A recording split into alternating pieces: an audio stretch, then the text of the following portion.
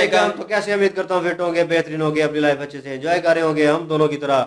और आज एक और वीडियो और उसका टाइटल है जी India is becoming next Silicon Valley जी। और इनके ओरिजिनल चैनल की जो लिंक है, जो ओरिजिनल वीडियो की लिंक है वो डिस्क्रिप्शन में मौजूद है, लाजमी विजिट करें और सपोर्ट करें इनको भी और हमें भी।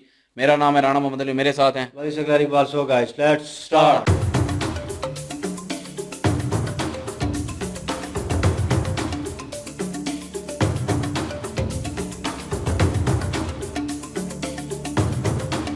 हेलो फ्रेंड्स, मैं हूं गौरव और क्या आपको पता है अगर Hello. सिलिकॉन वैली एक इंडिपेंडेंट देश होता तो आज वो दुनिया का सेकंड सबसे अमीर देश होता। And I am not even kidding, जहां सिर्फ सिलिकॉन चिप्स बनाने वाली कंपनियां शुरू हुई थी, लेकिन आज silicon valley Google, Apple, Hewlett Packard, Facebook, Netflix, Adobe, eBay, Cisco, LinkedIn जैसी नामी कंपनियां का हेडक्वार्टर है, जहां आज की डेट में कई बड़े बड़े स्टार्टअप्स भी शुरू होते हैं। लेकिन चलो हम इंडिया की बात करते हैं। इंडिया में अगर हम स्टार्टअप्स की बात करें और आईटी सेक्टर्स दोनों की, तो अर्ली 1990 से तेजी से इनका आगमन होने लगा। उतना इंडिया ने ग्रोथ कवर अप किया है। जैसे फॉर एग्जांपल एक डेटा के मुताबिक बेंगलुरु यानी बैंगलोर में सैन फ्रांसिस्को से ज्यादा स्टार्टअप्स शुरू हुए थे, और इसी के साथ आज से 5 साल पहले जहां पर इंडिया में 4200 स्टार्टअप्स थे, आज वो डायरेक्टली 10 गुना बढ़कर 41,061 हो चुके हैं। और ये सारे स्टार्टअप्स इंडिया में 4.5 लाख से भी ज्यादा लोगों को जॉब्स प्रोवाइड कर रहे हैं, एम्प्लॉयमेंट प्रोवाइड कर रहे हैं। लेकिन क्या इस ग्रोथ से भी इंडिया सिलिकॉन वैली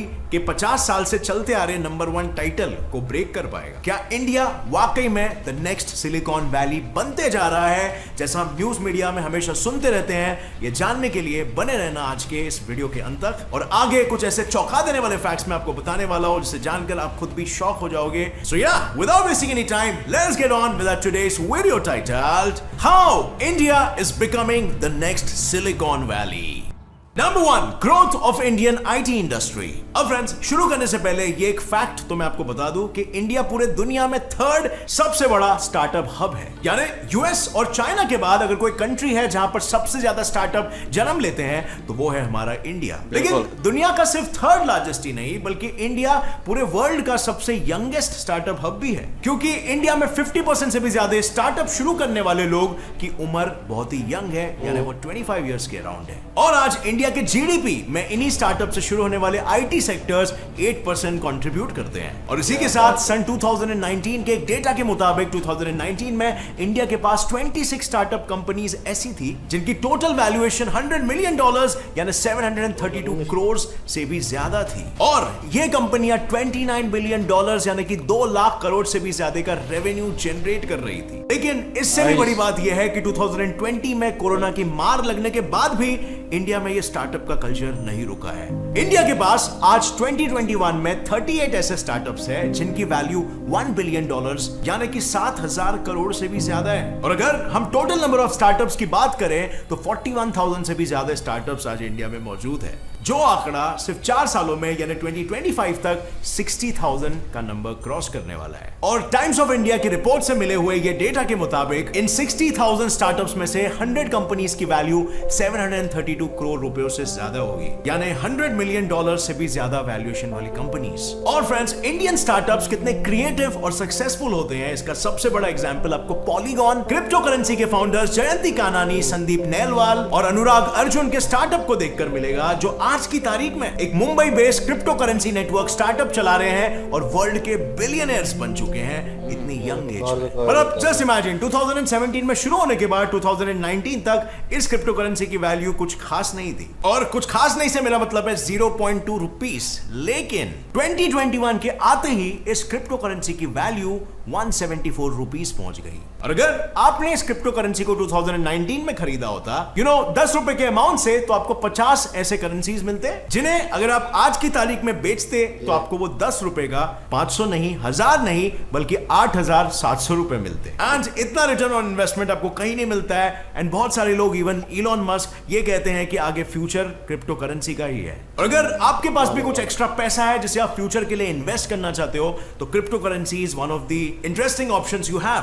पर इसमें प्रॉब्लम सिर्फ यही होता है कि एक पूरा बिटकॉइन खरीदना बहुत सारे लोगों के लिए पॉसिबल नहीं हो पाता, क्योंकि इसकी वैल्यू इतनी ज्यादा हो चुकी है बट मैं आपको एक ऐसा ऐप रेकमेंड करना चाहूंगा जिसे खुद पर्सनली मैं भी यूज करता हूं, और अभी एट दिस मोमेंट मेरे इन्वेस्टेड पैसे की वैल्यू थोड़ी कम हो गई है बिकॉज मार्केट डाउन है, और शायद इसीलिए ये आपके खरीदने के लिए भी इसको एक इंटरेस्टिंग ऑप्शन बना लेता है। सो वेल, जिस ऐप की मैं बात कर रहा हूं वो है CoinSwitch Kuber crypto currency exchange app. अब फ्रेंड्स, इस ऐप में इन्वेस्ट करने से पहले आपको उस पर्टिकुलर कंपनी के बारे में मालूम होना चाहिए। ऐसे ही नहीं कि आप किसी भी कंपनी पे पैसे लगा रहे हो, किसी भी क्रिप्टो करेंसी पे पैसे लगा रहे हो। हर क्रिप्टो करेंसी के पीछे एक टेक्नोलॉजी होती है जिसका आपको नॉलेज लेना चाहिए, आपके ट्रस्टेड एडवाइजर्स या फिर ऑथेंटिक ऑनलाइन रिसोर्सेज से। और जब अगर आप किसी सही क्रिप्टो करेंसी टेक्नोलॉजी में इन्वेस्ट करते हो तो उसका रेट आगे बढ़ने ही वाला है और आपको फायदा मिलेगा। सो इसलिए फ्रेंड्स, इसमें मेरी राय ये है कि आप लॉन्ग टर्म के हिसाब से सोचो और उतना ही पैसा डालो जो पैसा आप यूजुअली खर्च कर दोगे, वो पैसा आप इसमें इन्वेस्ट कर सकते हो। और आपको बस पेशेंस रखना है, ये छोटे मोटे मार्केट फ्लक्चुएशंस पे मत जाओ। लॉन्ग टर्म के हिसाब से सोचो। अगर आपको टेक्नोलॉजी कन्विंसिंग लग रही है तो इसमें कुछ पैसे डाल के रख लो as a token that you believe in future, just like Elon Musk. क्योंकि इलॉन मस्क का फ्यूचर प्रेडिक्शन रॉन्ग नहीं गया है। And as you know, cryptocurrency एक सेंट्रलाइज्ड टोकन है जिसमें कोई भी गवर्नमेंट इंटरफेयर नहीं कर सकती, और इसीलिए ये फ्यूचर बन सकता है। CoinSwitch कुबेर के साथ रजिस्टर करते ही आपको 50 रुपए का बिटकॉइन फ्री में मिलता है। सो ये आपके लिए एक अच्छी स्टार्ट हो सकती है। इसमें KYC करवाओ, जो सिर्फ जेन्युइन एप्स में ही होता है बाय द वे, और जितना भी पैसा आप इन्वेस्ट करते हो और अगर वो बढ़ता है तो आप उसे इजीली विड्रॉ भी कर सकते हो। इसमें किसी भी क्रिप्टो करेंसी में इन्वेस्ट करना इतना इजी है जैसे कि आप ऑनलाइन शॉपिंग कर रहे हो या ऑनलाइन फूड मंगा रहे हो। सो इसीलिए अगर आप भी फ्यूचर में बिलीव करते हो मेरी तरह, तो 50 रुपीज वर्थ का बिटकॉइन खरीद सकते हो, और जितने भी आपके सेविंग्स है छोटे मोटे, अब धीरे धीरे करके उसे इन्वेस्ट कर सकते हो। हाँ, बट प्रॉपर नॉलेज निकालने के बाद उस पर्टिकुलर क्रिप्टो करेंसी के बारे में। So anyway friends, coming back to the topic, जैसे मैं कह रहा था, इंडिया के अलग अलग स्टार्टअप्स के साथ आईटी इंडस्ट्रीज इतनी डेवलप हो गई है कि अब इंडियन कंपनीज ही नहीं, इंटरनेशनल कंपनीज तक अपने कंपनीज की प्लानिंग और डेवलपमेंट के लिए इंडिया के पास आती है। और सिर्फ छोटी मोटी कंपनीज ही नहीं, बल्कि 2020 में कोविड के बीच में माइक्रोसॉफ्ट ने यह अनाउंस किया था कि वो भी इंडिया में इन्वेस्ट करना चाहती है। और ये इस बात का साफ सबूत है कि आज माइक्रोसॉफ्ट और उसी के जैसे जायंट कंपनीज इंडिया के आईटी इंडस्ट्रीज का लोहा मानती है। और आज इंडिया में 1250 से ज्यादा ग्लोबल कंपनीज ने इंडिया में अपने ऑफिसेस सेट कर लिए। 500 से ज्यादा इंटरनेशनल कंपनी ने अपने आईटी सेंटर्स इंडिया में सेट कर लिए। और सिर्फ इंडिया के बेंगलुरु शहर में ही 700 से भी ज्यादा इंटरनेशनल कंपनीज के रिसर्च एंड डेवलपमेंट सेंटर्स खड़े हो चुके हैं, जिनमें by the way world renowned companies जैसे गूगल, एडोबी, IBM, माइक्रोसॉफ्ट जैसी कंपनीज का नाम शामिल है। Number 2, skill development. अब फ्रेंड्स, हम जैसे जानते हैं कि बड़ी बड़ी कंपनीज लोगों को ट्रेन करने के जगह पे ऑलरेडी वैसे लोगों को लेती है जिनके पास एक्सपीरियंस हो, जो पहले से ही ऑलरेडी ट्रेंड हो। लेकिन क्या आपको यह पता है कि इंडिया हर साल अपने आईटी एम्प्लॉयज की ट्रेनिंग पर $1.6 बिलियन यानी कि 11,717 करोड़ रुपीस खर्च करती है? बिल्कुल, ताकि 1 या 2 साल में वो मल्टीनेशनल कंपनीज में काम करने लायक बन सके। इंडिया के पास आज 4 मिलियन यानी 40 लाख से भी ज्यादा आईटी एम्प्लॉयज काम कर रहे हैं। लेकिन इंडिया ने इस दौर में सिर्फ अपने लोगों के स्किल्स को ही नहीं बढ़ाया है। इंडिया जिसने सन 1990 में बिजनेस आउटसोर्सिंग के लिए ग्लोबल मार्केट में कदम रखा था, अब वो इंडिया सिर्फ आउटसोर्सिंग ही नहीं बल्कि खुद के सॉफ्टवेयर और सर्विसेज को भी ग्लोबल मार्केट में प्रोवाइड कर रही है। और ये जानकर आप भी इंडिया की वाहवाही करोगे कि 2016 से लेकर 2018 तक सिर्फ इंडिया के स्टार्टअप्स ने $10 बिलियन से भी ज्यादा रुपया इंडिया में लाया है। पर ये स्टार्टअप्स यहीं पर नहीं रुके। इंडिया के जोमैटो, फ्लिपकार्ट और ओयो जैसे सक्सेसफुल बिजनेस स्टार्टअप्स ने इंडिया के लाखों लोगों को जॉब अपॉर्चुनिटीज दी है और स्किल्ड ट्रेनिंग दी है, जो अपॉर्चुनिटीज पहले इंडियन लोगों को सिर्फ सिलिकॉन वैली की बड़ी बड़ी कंपनी जैसे कि माइक्रोसॉफ्ट, गूगल या एप्पल ही प्रोवाइड कर रही थी। इसी के साथ इंडिया ने बीते कुछ सालों में अपने डिजिटल इंफ्रास्ट्रक्चर को पूरी तरीके से बदल कर रख दिया है। मतलब आप खुद ही सोचो ना, आज से 5-10 साल पहले हार्डली कुछ गांव में आपको कंप्यूटर्स या फोन या इवन इंटरनेट देखने मिलता, और आज इंडिया में 560 मिलियन यूजर्स है और ये गिनती बढ़ती ही जा रही है, जिसकी वजह से हम ये सेफली कह सकते हैं कि इंडिया आज डिजिटल होते जा रहा है। और डिजिटल सेक्टर के इस ग्रोथ के पीछे जो कंधे लगे हुए हैं वो और कोई नहीं बल्कि हमारा आईटी सेक्टर है।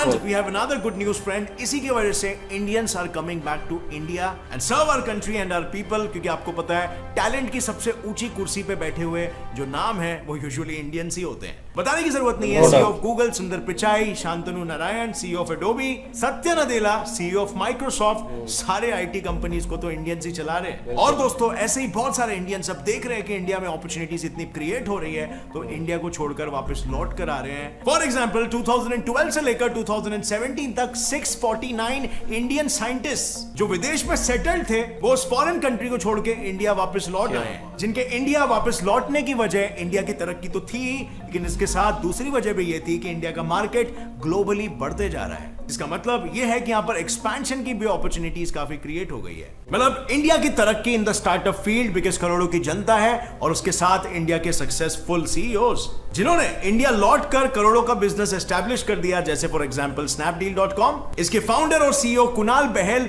ने एक वीजा के इशू के चलते 2008 में माइक्रोसॉफ्ट को छोड़ा और इंडिया लौटने का फैसला किया और इंडिया लौट के ही अपना एक नया स्टार्टअप खोला जिसे आज हम Snapdeal.com के नाम से जानते हैं। और Snapdeal.com आज Amazon जैसे जायंट्स को टक्कर दे रहा है and one of the top ecommerce websites है। इसी तरह राधिका अग्रवाल ने शॉपक्लूज को को-फाउंड किया, नवीन तिवारी ने इनमोबी स्टार्टअप बिल्ड किया और अलविंदर धेंडसा ने ग्रोफर्स को बिल्ड किया। और ऐसे इंडियंस हमारे आज के यूथ को भी मोटिवेट कर रहे हैं कि हमें इंडिया में रह के ही स्टार्टअप्स बिल्ड करना चाहिए और इंडिया को ही सर्व करना चाहिए और ये होते हुए आज हमें दिख भी रहा है। Number 3, Indian institutions and government support. अब फ्रेंड्स, आई बेट आपको ये नहीं पता होगा कि इंडिया दुनिया भर में 8th रैंक होल्डर है जिसके पास सबसे ज्यादा graduate from science and engineering है। और इस गिनती के लिए इंडिया के 10,391 इंजीनियरिंग कॉलेजेस जिम्मेदार है और ये सारे colleges Indian council of technical education द्वारा अप्रूव्ड है और ये कॉलेजेस इंडिया के आईटी और ऐसे ही रिलेटेड सेक्टर्स को क्वालिफाइड ग्रेजुएट्स देते हैं। और इंडिया इनकी गिनती भी अब बढ़ाना चाहता है ताकि ग्लोबल मार्केट में इंडिया आईटी का ट्रू पावर हाउस बन सके। इंडियन गवर्नमेंट बार बार ऐसे पॉलिसीज और स्कीम्स को लॉन्च करती रहती है जिससे फ्यूचर का जनरेशन ना सिर्फ आगे बढ़े बल्कि इंडिया को आगे बढ़ाने वाली स्टार्टअप्स और इंडस्ट्रीज भी खड़ी करे जो एम्प्लॉयमेंट देश को प्रोवाइड कर सके।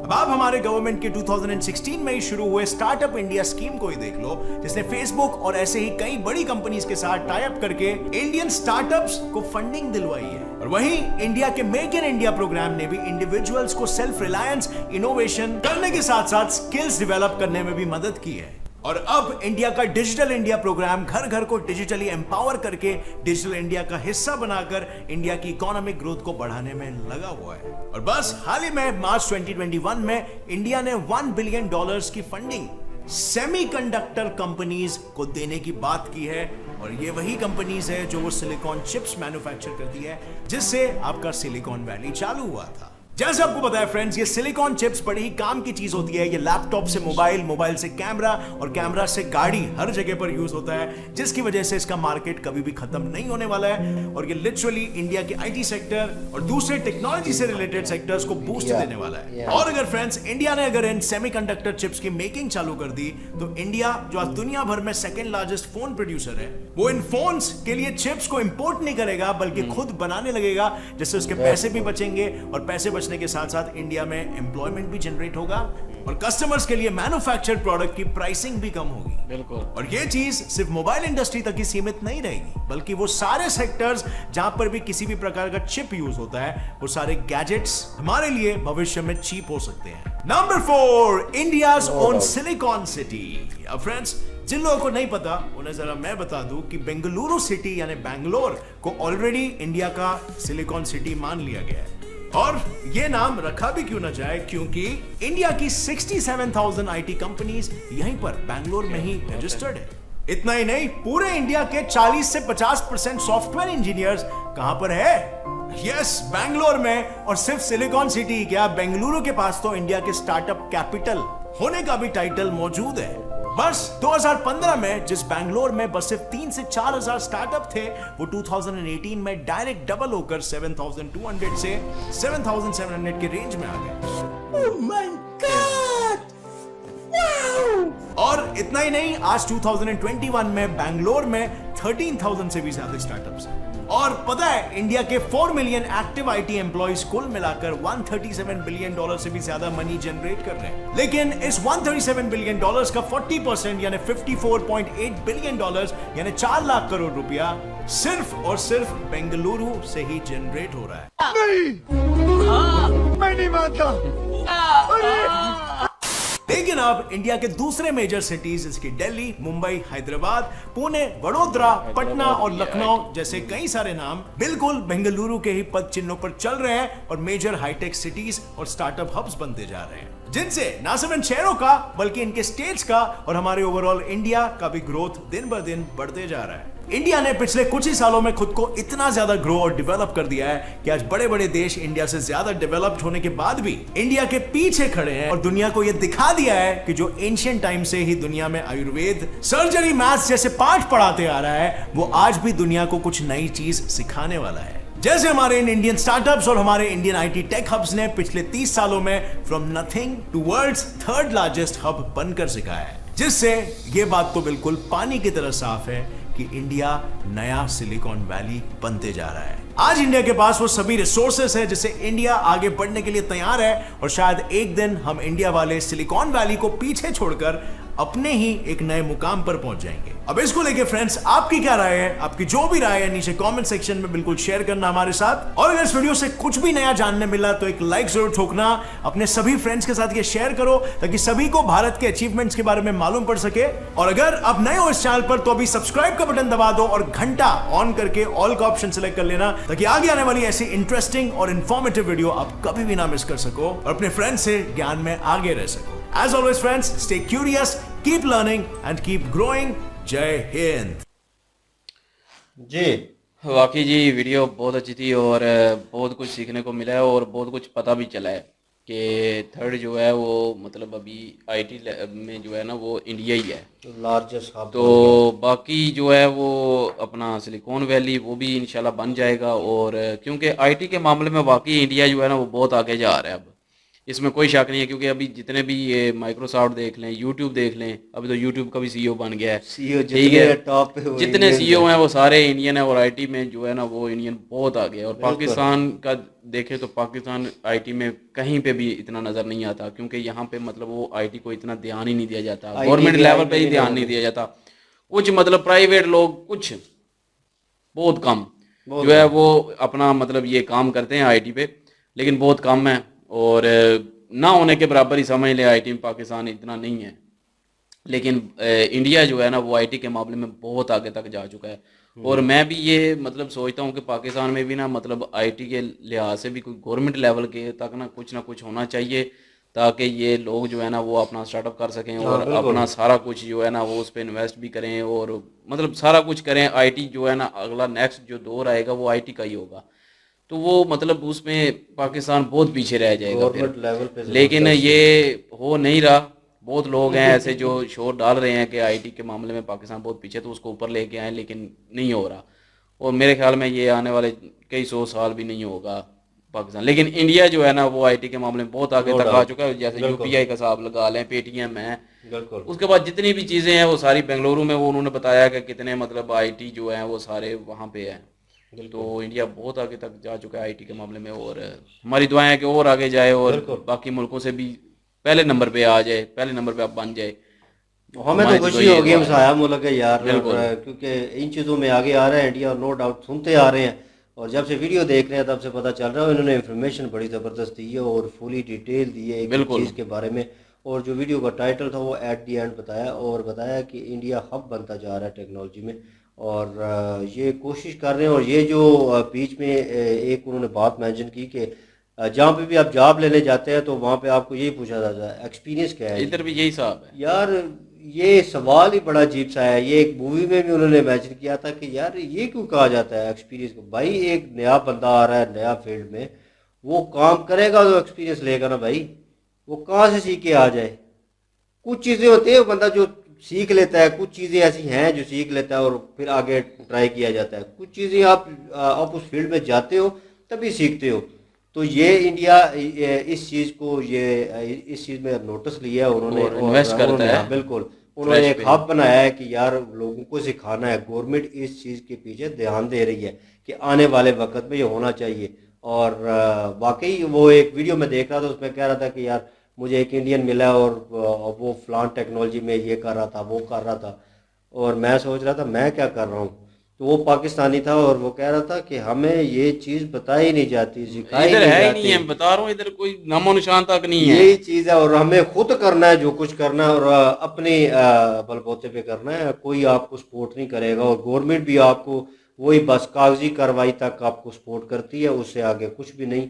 और आपने अगर ग्रेजुएशन कर लिया, इंजीनियर बन गए हैं, तो आपने खुद ही ये सारा कुछ करना। और सबसे बड़ी चीज़ जो यहाँ पे चलती है, अल्लाह माफ़ करे, वो रिश्वत पर्ची है। और रिश्वत और सिफारिश। बिल्कुल, और ये चीज़ें चलती हैं। और फिर आप यहाँ का लेवल चेक कर लें। बहरहाल अगेन मुबारकबाद। और उन्होंने जिन CEO का नाम लिया, हमने वीडियोस की थी, और हमें भी खुशी होती है कि हम जानते हैं उनको। बिल्कुल। तो बहरहाल वीडियो ज़बरदस्त थी, इंफॉर्मेशनल वीडियो थी। आई होप ये वीडियो आप लोगों ने एंजॉय की होगी हम लोगों के साथ। अगर एंजॉय की तो प्लीज़ इस वीडियो को लाइक करें, शेयर करें, हमारे चैनल को सब्सक्राइब करें। प्लीज़ नोटिफिकेशन बेल पे क्लिक करना मत भूलिएगा। इंशाल्लाह मिलते हैं नेक्स्ट वीडियो में। अपना ख्याल रखिएगा, दुआ में याद रखिएगा। तब तक के लिए अल्लाह हाफिज़। पीस।